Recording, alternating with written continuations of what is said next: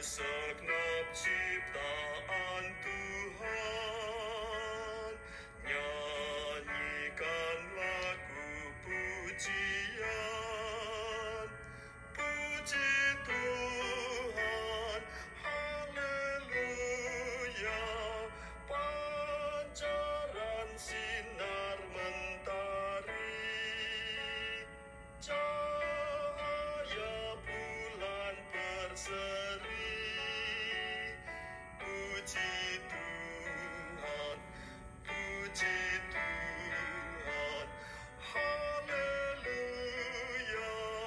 haleluya, haleluya.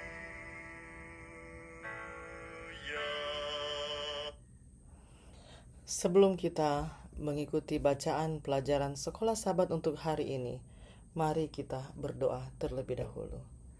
Bapa kami dalam kerajaan surga, terima kasih untuk kesempatan yang Engkau berikan untuk kami dapat mendengarkan sebagian dari firman-Mu.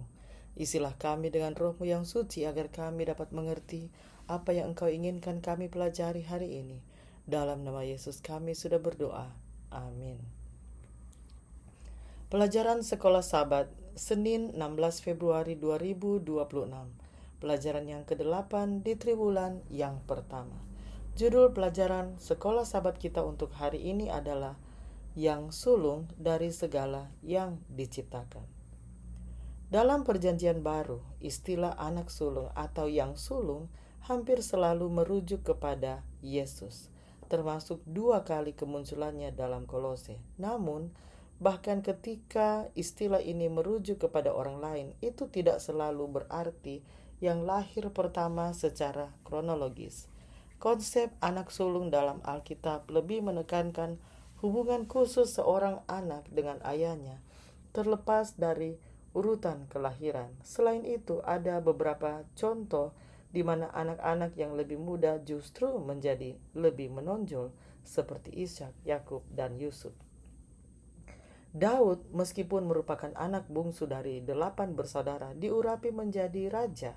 Dan melalui pemazmur Allah berfirman, "Aku pun juga akan mengangkat dia menjadi anak sulung, menjadi yang maha tinggi di antara raja-raja bumi." Mazmur 89 ayat 27. Dia juga berfirman kepada Musa, "Israel ialah anakku, anakku yang sulung." Keluaran 4 ayat 22. Dalam pengertian ini, istilah anak sulung mengandung makna keutamaan atau kedudukan tertinggi.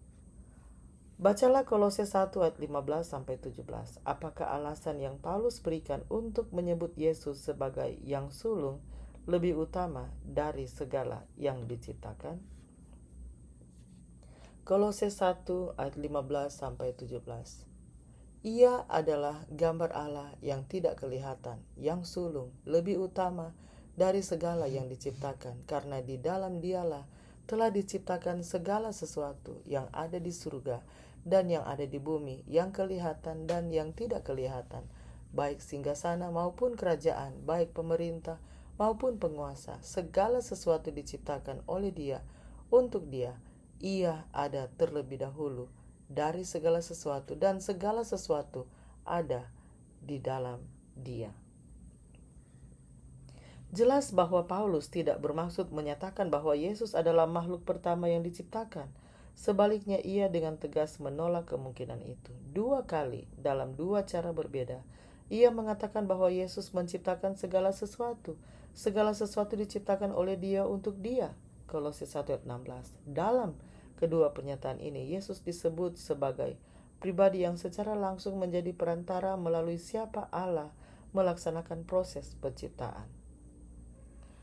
Pernyataan Paulus mencakup segala aspek yang mungkin. Segala sesuatu berarti semuanya, secara ruang, langit dan bumi, secara ontologis, yang kelihatan dan yang tidak kelihatan, dan secara fungsional, tahta, kekuasaan, pemerintah, penguasa. Istilah terakhir biasanya merujuk pada para malaikat, seolah-olah untuk memastikan bahwa ia tidak disalahpahami. Paulus juga menegaskan bahwa Yesus terlebih dahulu ada dari segala sesuatu. Kolose 1 ayat 17. Istilah Yunani ini dapat berarti keutamaan dalam kedudukan maupun keutamaan dalam waktu, tetapi dalam setiap penggunaan lainnya dalam tulisan Paulus, istilah ini selalu merujuk pada waktu. Alasan lain yang diberikan Paulus untuk keutamaan Yesus adalah bahwa segala sesuatu ada di dalam Dia. Kolose 1 ayat 17. Kata Yunani sinistemi secara harfiah berarti menghimpun atau menyatukan. Yesus adalah faktor pemersatu alam semesta, bukan hanya karena perannya sebagai pencipta, tetapi juga karena Dia adalah penebus. Allah Sang Pencipta telah mati bagi kita. Apakah yang dapat ditambahkan oleh perbuatan kita kepada hal itu? Mengapa gagasan bahwa perbuatan kita dapat menambahkan sesuatu kepada apa yang telah Kristus lakukan bagi kita dianggap menghujat? Mari kita ikuti lanjutan lagu tadi sebelum saya tutup dalam doa. Desiran angin berhembus, awan bergulung menembus. Puji Tuhan, haleluya, dikala fajar merekam dan waktu senja nyanyilah. Puji Tuhan, puji Tuhan, haleluya, haleluya,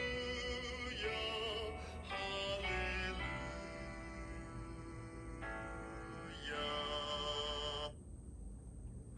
Mari kita berdoa. Bapa kami dalam kerajaan surga, terima kasih untuk pelajaran hari ini. Kami dapat mempelajari tentang yang sulung dari segala yang diciptakan.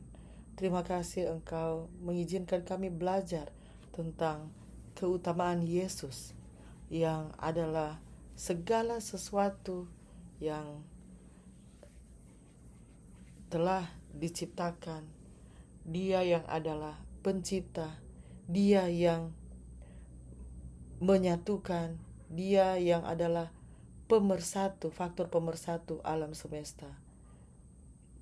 Terima kasih ya Tuhan untuk Yesus yang adalah pencipta kami. Terima kasih untuk Yesus yang adalah penebus kami. Terima kasih ya Tuhan untuk kasih yang Engkau telah tunjukkan kepada kami. Kasih-Mu menuntun kami senantiasa. Kiranya Engkau menuntun kami untuk lebih mau belajar tentang Engkau. Dan kiranya kami dapat terus menjadi berkat dimanapun kami berada. Dalam nama Yesus kami sudah berdoa. Amin. Demikianlah pelajaran Sekolah Sabat Senin 16 Februari 2026. Sampai bertemu di pelajaran Sekolah Sabat selanjutnya. Tuhan memberkati.